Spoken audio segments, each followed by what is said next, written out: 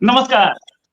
S Jaishankar अभी हाल में उन्होंने बोला कि हम हमारा जो बातचीत है रशिया से वो भी चलेगी और अमेरिका हमारे लिए बहुत अच्छा दोस्त है। Ties with US are invaluable. India won't cut back Russia trade. मतलब हम रशिया के साथ ट्रेड करते रहेंगे, हमारे ट्राइज चलेंगे, हमारे डिफेंस ट्राइज भी चलेंगे। लेकिन America has given a lot. America ने बहुत कुछ दिया है A be more recently India को। अगर बात करें तो एक इंजन दिया है, जो इंजन शायद उन्होंने किसी को नहीं दिया था। साथ में उन्होंने प्रेडेटर ड्रोन्स दिए, साथ में उन्होंने सबमरीन पे नजर रखने वाले रडार्स भी दिए, जो कि यूज कहाँ होंगे सबको पता है, अंडमान में यूज होंगे। और वो क्या करेंगे, सबमरीन्स को ट्रैक करेंगे जो कि अंडमान के आसपास आ रही हैं। तो कहीं ना कहीं अमेरिका इंडिया एक पेज पे देखते हैं, लेकिन इंडिया रशिया से टाइज नहीं तोड़ रहा। कैसा हो सकता है कि आप डेविड के भी दोस्त हैं और गुलियत के भी दोस्त हैं? कैसे हो सकता है? इसी पे बात करने के लिए हमारे साथ डॉक्टर मुक्तदर खान, इनका अपना एक चैनल खानवर्सेशंस, उसमें इनके अपने व्यूज देख सकते हैं आप। सर बहुत बहुत स्वागत है आपका हमारे शो में। सर ये इंडिया डेविड से भी दोस्ती करना चाहता है, गुलियत से भी दोस्ती करना चाहता है। How is it possible? तो रोहित साहब, thank you very much for having me on your show, और आपके सुनने वालों को सबको मेरा सलाम। देखिए, आपके मुहावरा थोड़ा बदल दे। मुहावरा ये है कि अंग्रेजी में कहते हैं running with the hare and hunting with the hound. यानी आप शिकार भी हैं और शिकारी, दोनों के साथ कैसा रह सकते हैं, दैट इज द सवाल, यही है। तो अब उसमें चक्कर ऐसा है कि इन doctor Jaishankar, India has got a foreign minister जो बोलते बहुत अच्छा है, तब he is a spin master of the grade. तो जो ये कहते हैं कि हम स्ट्रेटेजिक ऑटोनॉमी मेंटेन करेंगे, दो लव्स आर क्रिटिकल उनकी। मैं अभी यहाँ पे कल ही मैं once again looking at one of his books, जिसमें वो वर्ड मल्टी अलाइनमेंट बहुत यूज करते हैं। India is not non align, India is multi align, जिसमें रशिया भी है, चाइना से भी है। इनफैक्ट 2023-2024 में China has become the biggest trading partner, वो तो ओवरटेक कर लिया है यूएस को। तो इंडिया इज मल्टी अलाइन, जितने भी मेजर पावर्स हैं उनके साथ इट इज अलाइन। सो ये दो लफ्ज काफी यूज करते हैं, बट आई ऑल्सो थिंक कि इसमें थोड़ी इंडिया की मजबूरियां भी है। मजबूरी ये है कि जब तक चाइना का थ्रेट है, India needs America. For example, हमने पिछले शो में आपसे बात किए थे, तो we talked about the drones जो इंडिया ने खरीदे थे $4 बिलियन में, 39 ड्रोन्स, प्रेडेटर ड्रोन। वो drones basically are to detect submarines, underwater activities वगैरह, and so they are challenging that। वो चाइना के थ्रेट की वजह से पैसा खर्च करना पड़ रहा है। इंडिया इज बाइंग, अमेरिका से आ रहे हैं कपड़े जो ठंडे वेदर में जो इंडिया के soldiers are wearing in Ladakh वगैरह, so they India is buying a lot of stuff. अगर चाइना का थ्रेट नहीं होता तो India would not need to rush towards America, जिस तेजी से वो डिफेंस टेक्नोलॉजी के लिए अमेरिका के तरफ और वेस्टर्न मुल्कों की तरफ जा रहा है। इंडिया कुड कंटिन्यू इट्स आत्मनिर्भर प्रोजेक्ट। दूसरी चीज ये है कि रशिया के साथ तीन चीजें हैं जो इंडिया की गवर्नमेंट कहती है, जो दो मैं मानता हूं, एक मैं नहीं मानता। एक बात ये कहते हैं कि it is are reliable friend. वो 71 का मिसाल देते हैं और यूएन के वीटोस की बात करते हैं। एक आध दिन मैं बैठ के चेक करूंगा एक्चुअली ये यूएन वीटो वाली कितनी सच है, ये बात कि कितने बार रशिया ने यूज किया, कितने बार जरूरत पड़ी इंडिया को एक वीटो की, and Russia has used it. कभी कभी लोग कहते हैं कि फ्रांस आल्सो हैज। देखिए, रशिया ने पिछले 3 साल में जितने भी चाइना ने हमले किए हैं इंडिया के ऊपर, गलवान को ले ले, अरुणाचल प्रदेश, रशिया ने ना तो इंडिया को सपोर्ट किया, ना चाइना को कंडेम किया। लेकिन अमेरिका ने अरुणाचल प्रदेश के ऊपर तो रेजोल्यूशन पास कर दिया कांग्रेस में, सेइंग कि ये इंडिया की इंटीग्रल टेरिटरी है, इंडिया को इमीडिएटली रियल टाइम इंटेलिजेंस। तो अमेरिका ने 15-20 चीजें की हैं इंडिया के लिए, स्पेसिफिक चीजें, and Russia has done nothing, including not even raising the issue. तो मुझे बताएं ये कौन सा रिलायबल फ्रेंड है? दूसरी चीज ये है कि Russia is fighting for itself पिछले 2.5 साल से। इंडिया ने उससे तेल खरीद के पैसे बनाए और रीसेल भी किया तेल को डिस्काउंट पे, लेकिन इंडिया ने हथियार वगैरह कुछ नहीं दिए। So what kind of a friend is your best friend, all weather friend, जो आपको जंग में हथियार ना दे? लोग जब कहते हैं कि आप इजराइल को क्यों सपोर्ट करते हैं, तो कहते हैं कि कारगिल के जंग में इजराइल ने हमको मदद की थी, तो इंडिया के लिए इजराइल वाज रिलायबल फ्रेंड। तो इंडिया ने अभी हथियार भी दिए हैं इजराइल को, but India has not given any weapons to Russia. So I do not buy this rhetoric के they are very fast friends. वो बिहेवियर मुझे नजर नहीं आ रहा है पिछले 3 साल में, सब्सटेंटिवली कह रहा हूँ, राइट। दूसरी चीज ये है कि ये कहना कि रशिया पे मिलिटरीली डिपेंडेंट है इंडिया, दैट इज ट्रू। 5 साल पहले अगर आप देखते तो अबाउट 75% इंडिया का डिपेंडेंस था मिलिटरीली ऑन रशिया, अब वो 50% हो गया है। India has reduced it, partly because Russia is at war, और रशिया आपको भेज नहीं सकता चीजें, इसलिए भी, जैसा कि S-400 अभी तक डिलीवर नहीं हुए। अगर आप नए हवाई जहाज खरीदेंगे तो वो जंग के कई साल बाद डिलीवर होंगे। सो इंडिया की air force is in a very bad shape. India really needs a lot of planes, और वो रशिया से भी नहीं आ रहे हैं। वो रफाले भी 5-6-7 साल लगेंगे जो खरीदे हैं। So India really needs the planes and Russia is not able to deliver. तो इंडिया डिवर्सिफाई होते जा रहा है। जो दो सेट ऑफ रफाले खरीदे ना, समंदर के लिए भी, हवा के लिए भी, air force already. So India is forced to diversify. तो उससे ये हो गया कि रशिया पे अभी भी डिपेंडेंस है, क्योंकि पुराना सारे हथियार है। फॉर एग्जाम्पल, जब मोदी पोलैंड गए थे तो पोलैंड के प्राइम मिनिस्टर ने कहा था कि आपके पास T-72 टैंके हैं, हम उसको रिफिट कर सकते हैं पुरानी। तो इंडिया नीड्स द, मतलब इंडिया का पूरा आर्टिलरी सिस्टम, पुराने सारी चीजें, India needs to refit all of that. वो सो रशिया पे डिपेंडेंट है, और 50% से जीरो होने 10 साल लगेंगे इंडिया को। So India needs Russia, so that is the second interest, right. एक तो हवा है कि दोस्त है, दूसरा मिलिट्री डिपेंडेंस है, विच इज अ फैक्ट। तीसरी चीज, इंडिया सोच रहा है कि अगर मैं रशिया से दूर हट जाऊं तो रशिया पूरे का पूरा चाइना का हो जाएगा। एंड यू अंडरस्टैंड कि रशिया इज लाइक अ, मैं रशिया की इन बिग कंट्रीज, अगर आप टॉप के कंट्रीज लें तो Russia is like Pakistan, A third world country with nuclear weapons. तो दूसरे चीजों में वो बेकार है, लेकिन हथियार में बहुत आगे है। लाइक इट हैज बेटर, उसके हाइपरसोनिक मिसाइल्स अमेरिका से अच्छे हैं। और लोग कह रहे हैं कि जो एडवांस F-16 जो नए बने हैं अभी या F-35, उसको छोड़ दें, जो दुनिया में जो जनरली F-16 अवेलेबल हैं उससे टेक्नोलॉजिकली बहुत आगे है जो करंट एयरफोर्स है रशिया की।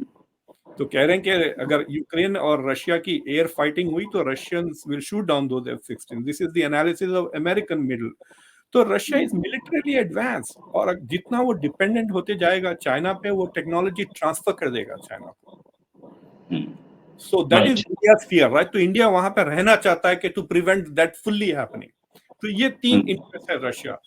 लेकिन America is the future of India. America के साथ ताल्लुकात, America is going to remain the top 3 country for the next 100-200 years. ये तो सारे के सारे फोरकास्ट, अगर आप वो फोरकास्ट मानते हैं जो प्रेडिक्ट कर रहे हैं कि India will one day become the second biggest economy, तो वो फोरकास्ट ये भी कहते हैं कि US will remain the third biggest. लेकिन डिफरेंस, जब India will become the second biggest economy, 2075 की बात है वो, that's when India is expected to overtake US by Goldman सैक्स। लेकिन इंडिया की जब per capita GDP will be around 30,000, America will be around 150,000. It will still be a very rich country and technologically very advanced. तो India के लिए it's a great source of technology, money. खुद जयशंकर साहब जो किताब उनकी दोस्त की लॉन्च हुई उसमें जो कह रहे थे, India needs technology and business, ये 2 चीजें चाहिए ना। इंडिया की जो सॉफ्टवेयर इंडस्ट्री का बूम हुआ, it was through exports to the US primarily. So US is the future, but the problem ये है कि US is like a great boyfriend but a horrible husband. Yes. जब तक वो बॉयफ्रेंड है वो आपको ऐश कराएगा, जितना शादी करी वो आपको लगा देगा काम पर, देन आपकी ना तो आवाज रहेगी, you will be like a servant, और बीवी में कोई फर्क नहीं रखेगा। And India understands that, right. So India is willing to date but not marry America. But America तो कह रहा है, रोज हर बार कह रहा है कब शादी करोगे, कब शादी करोगे, पंडित को लेकर आया। So it is that kind of a relation. Right. Right. अच्छा सर, एक चीज़ और कि जयशंकर साहब ने वो राजीव सिकरी की जो बुक थी उसी में ही उन्होंने बोला, साथ में डॉक्यूमेंट भी आया था। हमारा जैसे बोलते हैं फाइनेंस मिनिस्ट्री ने जो दिया था इकोनॉमिक सर्वे, उसमें जी बोला कि India needs investments from China. ये इन्वेस्टमेंट फ्रॉम चाइना, क्या ये अमेरिका की ट्यून में है? देखिए, इंडिया में प्रॉब्लम ये हो गया है सर, मैं आपके लोग चिढ़ जाएंगे, अगर लोग चिढ़ गए तो मुझे गालियां दें, रोहित साहब को ना दें, उनका चैनल है। सी द प्रॉब्लम इंडिया में ऐसा है, गवर्नमेंट को दे फॉरगेट के सरकार हमारी नौकर है। राइट। सरकार नौकर है, चाय अगर गर्म नहीं है तो मुझे हक है भाई, मैं तेरे को पैसे दे रहा हूँ चाय बनाने की, व्हाई इज इन द चाय रेडी। लेकिन इंडिया में सरकार को भगवान बना लिया है करंट गवर्नमेंट, पूजा करना चाहते हैं and account. So for example, India का फॉरेन डायरेक्ट इन्वेस्टमेंट्स आप निकाल के देख लिए, इट इज डाउन। और जो सबसे ज्यादा फॉरेन डायरेक्ट इन्वेस्टमेंट इंडिया को आ रहा है, गेस कहां से आ रहा है? मॉरिशस से आ रहा है। ठीक है। मैं थोड़े दिन पहले देख रहा था कि one of the biggest investors in Kazakhstan was Netherlands. तो मैं बोला ये नेदरलैंड क्यों इन्वेस्ट कर रहा है भाई कजाकिस्तान से? तो क्या तो इन्वेस्ट किया तो पता चला कि नेदरलैंड्स इज लाइक मॉरिशस। तो लेट्स से कि कोई कजाक बिलियनर है, वो अपनी ब्लैक मनी नेदरलैंड्स में बैंक में डाल देता है, फिर नेदरलैंड में एक कंपनी बना के फिर वहां से वापस कजाकिस्तान में इन्वेस्ट करता है। तो आई थिंक ये जो मॉरिशस से जो पैसा आ रहा है, ये अंबानी अदानी टाइप लोगों का बंदा है। तो it is not a real foreign investment, it is domestic investment avoiding taxes. Right, ये लफड़ा है, दिस इज नॉट क्लियर। लेकिन सवाल ये उठता है, then where is the real investment? Why isn't America investing in India? मतलब कहां से आ रहा है? तो इंडिया का जो मैन्युफैक्चरिंग की कोशिश कर रही है इंडिया, उसके लिए डबल डिपेंडेंसी है चाइना में। तो फॉर एग्जांपल, अगर आप लैपटॉप्स असेंबल करके एक्सपोर्ट करना चाह रहे हैं तो मदरबोर्ड्स चाइना से इंपोर्ट करना पड़ेगा। अगर आप मदरबोर्ड्स भी बना रहे हैं तो you will have to import the chips from China या ताइवान। और चाइना इतना इन्वेस्ट कर रहा है चिप में कि it is now competing with Taiwan on an equal footing in terms of जो लेगेसी चिप्स कहते हैं। लेगेसी चिप्स में China has invested a lot. तो इंडिया हैज सडनली रियलाइज कि अगर हम मैन्युफैक्चरिंग हब बनना भी चाह रहे हैं, then we not only need China exports. इसलिए आपने देखा होगा धीरे धीरे वो इवन लैपटॉप्स का भी कंडीशन जो शुरू में लगाए थे वो कम हो गए। अब वीजा भी मिलने लग गए हैं चाइनीज इंजीनियर्स को, पहले जो नहीं मिल रहे थे last year. So now they have reduced that visa भी उनके टेक लोगों को।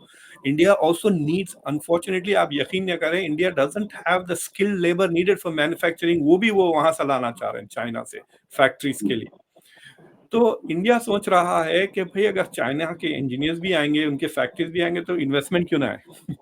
तो इन्वेस्ट ही कर लें आप आके। So basically India will become चाइना's China. तो आप यहाँ पे मैन्युफैक्चर करें और फिर एक्सपोर्ट कर दें दूसरी, बिकॉज चाइना के खिलाफ ये जो लगा रहे हैं ना टैरिफ्स वगैरह। सो फॉर एग्जांपल, बाइडेन ने कहा कि 100% कर दिया इलेक्ट्रिक व्हीकल्स पे कस्टम्स।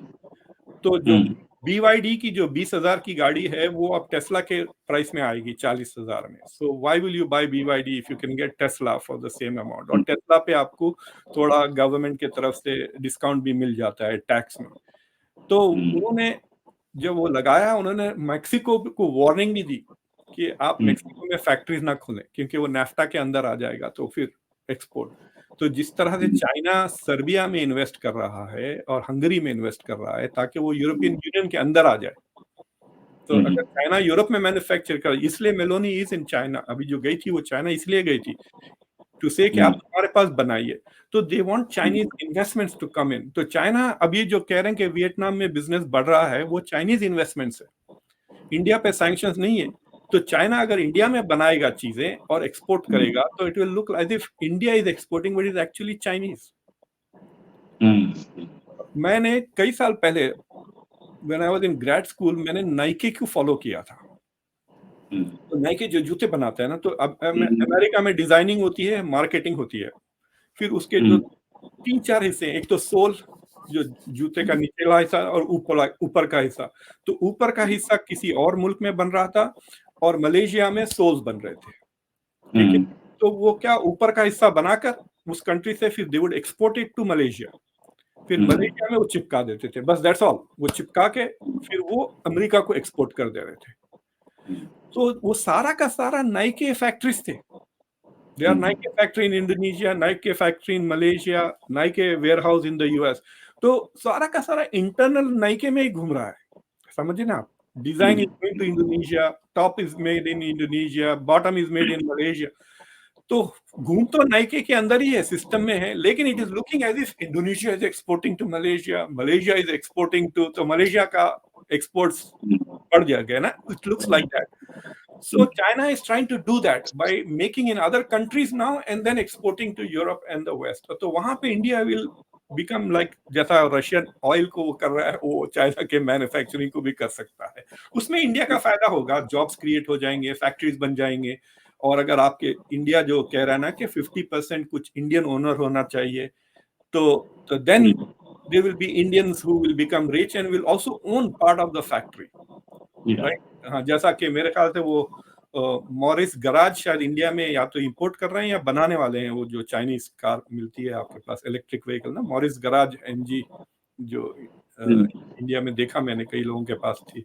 सो हाँ, so that is what, so they have to have a very good strategy जिसमें चाइना का भी फायदा हो, इंडिया का भी फायदा हो। They have to get that balance right.